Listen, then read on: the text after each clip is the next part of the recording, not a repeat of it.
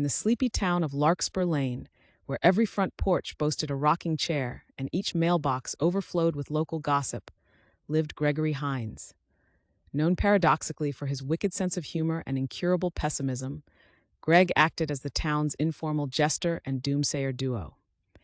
At 45, with prematurely silver hair and wrinkles that hinted at both frequent smiles and frowns, Gregory devised a career of sorts from sneaking practical jokes into routine life, which brought him a mixture of both constant chuckles and rolled eyes among neighbors.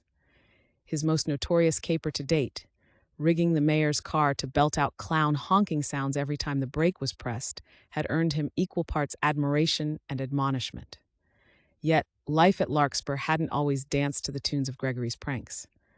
The town had seen its fair share of genuine sorrow, a closed-down mill, a school fire, and more unfunny misfortunes than Greg could count or cure with his practical jokes. Helen Baxter, the town's librarian and Greg's perennial love interest since high school, had always been his accomplice and his critic, often in the same breath. She'd laugh at Greg's stunts, then remind him gently of life's more serious threads. What he loved about Helen was how she saw his attempts to lighten the burdens of daily life, not as nuisances, but as a necessity.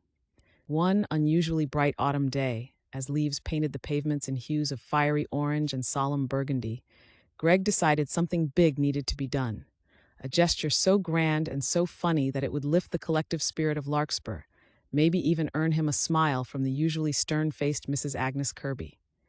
His plan was brilliant in its simplicity and disastrous in its execution. Replace the town's Autumn Fest apple cider with a non-alcoholic sparkling cider.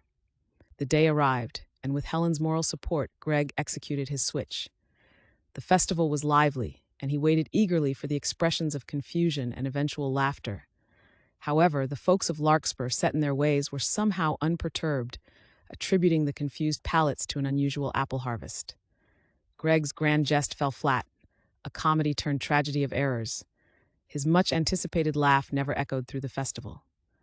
That night, under the star-blanketed sky, Helen found Greg sitting alone on his porch, a crestfallen clown.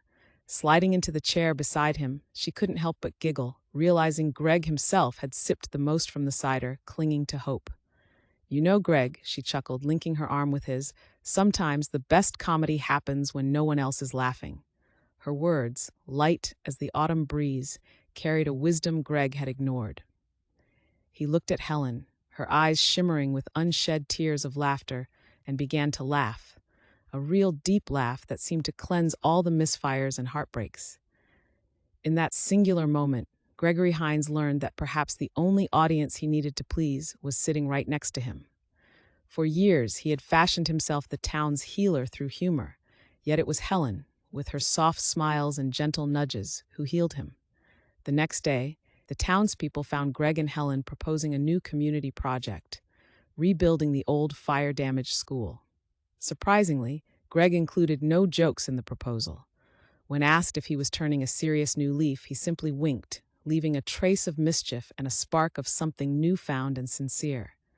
Through tears and laughter, the town of Larkspur Lane seemed to understand, finally, the full measure of the man who tried to fix a broken world with a joke, and the woman who showed him how sometimes, just sometimes, sincerity could be the punchline the world really needed.